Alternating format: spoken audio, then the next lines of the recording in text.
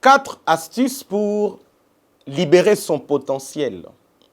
12 stratégies pour accomplir ses rêves.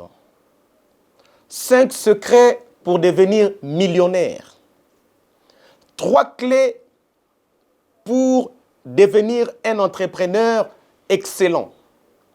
Vous les avez utilisés, vous les avez appliqués, malheureusement, sans obtenir les résultats attendus. On vous a recommandé un certain nombre de livres que vous avez lus avec beaucoup d'attention. Vous en sortez avec des connaissances solides.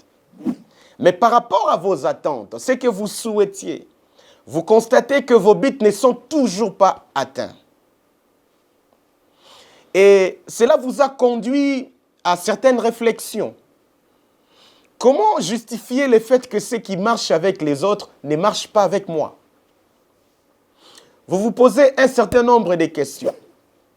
Cela vous a conduit à approcher certains leaders à succès, ceux qui ont réussi ou ceux qui réussissent dans tout ce qu'ils entreprennent. En observant leur vie, vous vous rendez compte qu'il s'agit toujours de ces mêmes astuces, de ces mêmes principes, de ces mêmes secrets qui leur permettent d'accomplir leurs buts, mais qui ne fonctionnent pas dans votre vie. Et puisque vous avez constaté que quelque chose ne marche pas en vous, cela vous a conduit à livrer certaines batailles contre des esprits dits d'échec, de limitation, de pauvreté, de condamnation. Et depuis que vous vous êtes engagé dans cette lutte contre les esprits de freinage, soi-disant, au-delà de quelques succès constatés, les buts que vous poursuivez n'est toujours pas atteint. Malheureusement, vous avez développé certaines pensées selon lesquelles vous n'êtes pas fait pour la réussite. Et certains vont même plus loin pour commencer à critiquer ceux qui réussissent. Ils estiment qu'au-delà de ces astuces, ils utilisent autre chose. Laissez-moi déjà faire une affirmation, chers amis, fidèles téléspectateurs des Business Live Télévision. Ce qui marche avec les autres peut marcher avec vous. Aujourd'hui, j'aimerais vous faire une réflexion autour de ces différentes questions. Les questions relatives à l'accomplissement personnel, à la réussite. J'entends par la réussite le fait de voir ses rêves s'accomplir, le fait d'accomplir ses buts. La première étape pour atteindre le succès, pour réussir, c'est de commencer par définir la réussite. Lorsque vous désirez réussir, commencez d'abord par respecter les engagements. La réussite dépend de la manière dont vous respectez votre propre parole. La réussite dépend de la manière dont vous respectez les engagements, les rendez-vous. Toutes ces petites choses-là, ce sont elles qui définissent jusqu'où vous irez dans votre vie. Après le respect des engagements vient le respect des biens appartenant à autrui. On vous mesurera avec la mesure dont vous vous serez servi.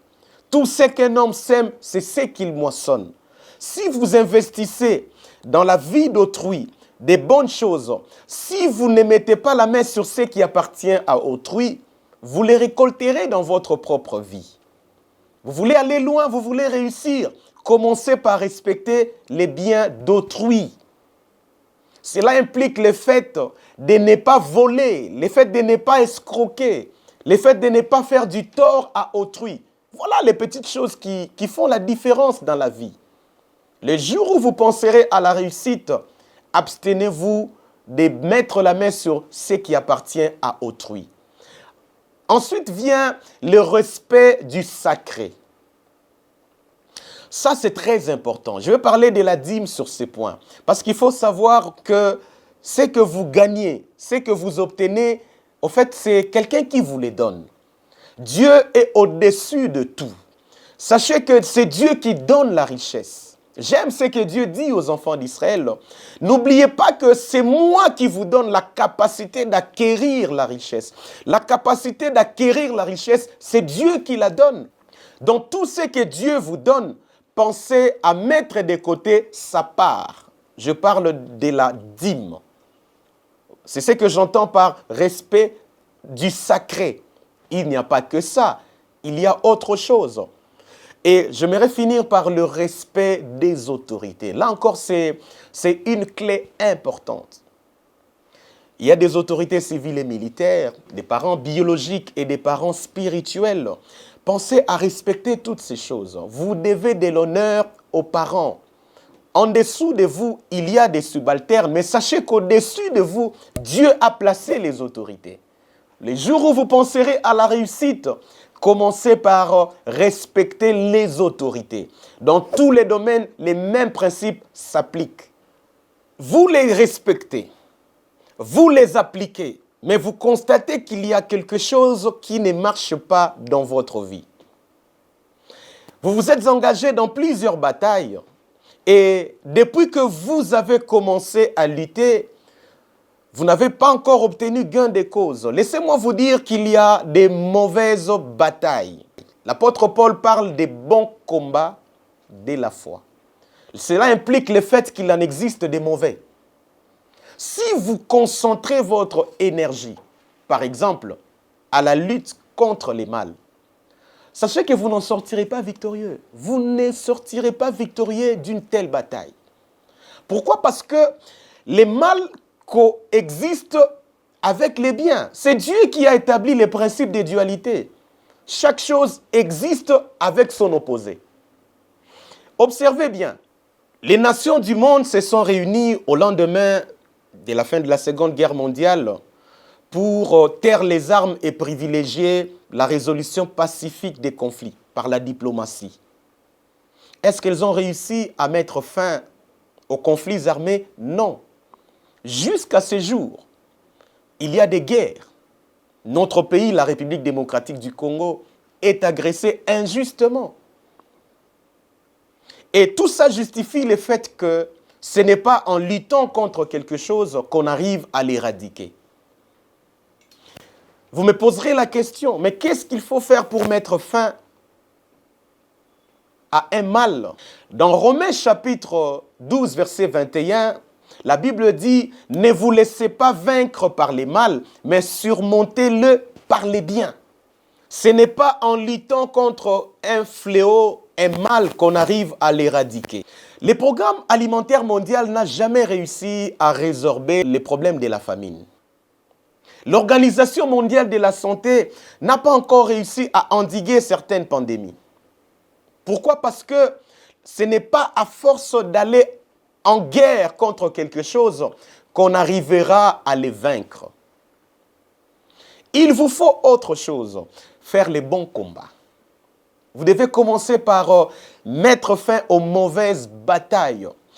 Au fait, il n'y a pas que la lutte contre les mal, il y a aussi la lutte contre les faux. Ce n'est pas en luttant contre les faux que vous réussirez à imposer la vérité. Dans cette bataille-là, laissez-moi vous dire que vous ne sortirez également pas vainqueur. Parce que les faux doivent aussi exister. Si vous voulez vous engager dans la bataille contre les faux, vous deviendrez critique envers les autres. Vous penserez que les autres sont dans la fausseté et que vous êtes les seuls à demeurer dans la vérité. Or, nous connaissons tous en partie. Personne ne détient les monopoles de la vérité. Vous connaissez quelque chose, mais vous ne connaissez pas tout. D'ailleurs, ce que vous estimez être la vérité l'est pour vous par rapport à là où vous vous situez. Il suffit juste de changer d'endroit. Votre paradigme va changer et vous constaterez que ça ne sert à rien de tirer sur les autres. Je vous appelle à la modestie. Je vous invite à vous concentrer sur ce qui vous fera avancer. Je vous invite à vous concentrer sur votre propre bonheur. Arrêtez de disperser votre énergie. Arrêtez de juger les autres. Arrêtez de critiquer les autres. Arrêtez de tirer sur ceux qui réussissent. Ils n'ont pas touché au fétiche. Dieu bénit. Dieu donne la richesse. En appliquant les principes, les respects dont j'ai parlé ici tout à l'heure, vous pouvez aussi atteindre la réussite. Les bonnes batailles existent. C'est ce qui doit vous préoccuper. Concentrez votre énergie, tous vos efforts sur votre propre bien-être. Et vous savez comment est-ce que vous y parviendrez? C'est en faisant du bien aux autres. J'aime la Bible. La Bible dit, tout ce que vous voulez que les hommes fassent pour vous, faites-le de même pour eux. C'est la loi et les prophètes. S'il y a une bataille que vous devez livrer, il faut qu'elle consiste à faire du bien aux autres. Il faut qu'elle consiste à résoudre les problèmes des autres.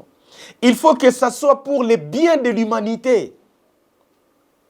Ne cherchez pas à critiquer. Personne ne vous a établi juge. Vous n'êtes pas législateur. N'oubliez pas que si votre énergie est dispersée, vous ne pouvez pas atteindre vos buts.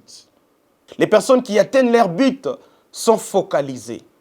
Vous avez pris le temps d'appliquer ces astuces. Vous avez consacré du temps à la lecture de plusieurs livres. Vous avez approché certains leaders pour comprendre ce qu'ils ont fait pour arriver à la réussite. Vous vous êtes engagé dans la bataille contre les esprits mauvais. Ce que vous n'avez peut-être pas encore fait, c'est ce que j'aimerais vous pousser à faire maintenant. Avez-vous déjà réalisé que la vie ne commence pas dans ce que nous voyons?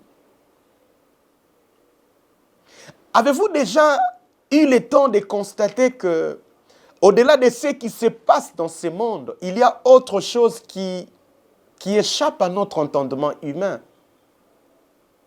C'est justement là que la réussite commence. Au cas où vous aurez tout essayé sans réussir, voici ce que vous devez faire. Sachez d'abord que vous êtes un esprit.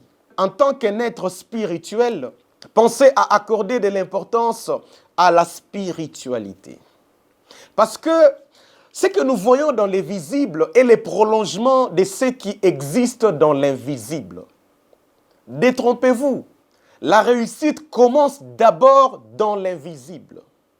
Quand je parle de l'invisible, je parle de la spiritualité. Ce que vous devez faire, c'est de comprendre les contenus de ces versets bibliques que vous connaissez. Josué chapitre 1er, verset 8. Que ce livre de la loi ne s'éloigne point de ta bouche. Médite-le jour et nuit pour agir fidèlement selon tout ce qui y est écrit. C'est alors que tu auras du succès dans tes entreprises. C'est alors que tu réussiras. Un texte que nous connaissons. Cette portion de l'Écriture nous donne deux vérités absolues que vous devez connaître et que vous devez appliquer. C'est ce qui vous a peut-être manqué jusque-là. On nous parle de la répétition de la loi de Dieu, de la parole de Dieu et de la méditation. J'entends par la répétition de la parole la prière. Il faut consacrer du temps à la prière. Il faut consacrer du temps à répéter ce que Dieu a dit dans sa parole. Ça, c'est très important. Voulez-vous réussir? Cherchez d'abord à connaître qu'est-ce que Dieu a dit. Quelles sont les promesses qui vous sont données, qui vous concernent. Et apprenez à les répéter, à les appliquer. Apprenez à en faire votre vie. La répétition de la loi, ça c'est un exercice quotidien. J'aimerais vous inviter à le faire à tout moment. Rappelez-vous des promesses. Qu'est-ce que Dieu vous a dit? Qu'est-ce que Dieu a dit concernant ses enfants? Et faites-vous la peine de les répéter à tout moment. Répétez la parole de la loi. Répétez la parole de Dieu. Ça, c'est une chose. Autre chose, méditez-le à tout moment, jour et nuit. Quand je parle de la méditation, c'est un exercice spirituel. C'est lorsque le monde physique communie avec le monde spirituel. Méditer ne signifie pas répéter la parole. Quand je parle de la répétition, c'est la prière. La prière est différente de la méditation. Vous méditez lorsque vous concevez. La prière porte sur les proclamations, les déclarations. C'est la première étape lorsqu'on veut initier quelqu'un. Même à un enfant, on commence par lui montrer ce qu'il doit dire, ce qu'il doit proclamer de sa bouche. La méditation implique le fait de créer, de concevoir à partir de l'invisible, tout en confessant que cela va se réaliser dans les visibles. Chers amis, cessez d'être superficiel. Creusez en profondeur. Tout commence dans l'invisible, dans les mondes spirituels. Allez-y puiser votre vie, votre réussite à partir de là. Par la méditation, vous pouvez la concevoir. Et par la proclamation, vous les verrez se réaliser. Vous atteindrez vos buts. Ces choses fonctionnent. Par la méditation, par la prière, vous pouvez voir vos rêves s'accomplir. Je suis convaincu qu'en respectant les astuces, les respects des engagements, les respects des biens appartenant à autrui, le respect du sacré et le respect des autorités, ça marchera pour vous. Ça fonctionnera également pour vous. Vous accordez beaucoup de soins à votre corps. Vous avez le temps d'aller au salon de beauté pour vous faire beau, pour vous faire belle. Pensez à consacrer du temps à entretenir votre vie spirituelle. Pensez à demeurer le plus longtemps possible dans la présence de Dieu. Vous allez remarquer dans le texte de Josué chapitre 1er verset 8, on nous parle d'une méditation matin et soir. Cela laisse entrevoir l'importance de la méditation. Votre journée doit commencer par cette visualisation. C'est ça la méditation. Vous devez commencer par visualiser la réussite pour la voir se matérialiser dans les visibles. Que Dieu vous bénisse. Restez branchés sur votre chaîne Business Life Télévision. Nous reviendrons encore pour vous motiver prochainement. Merci beaucoup.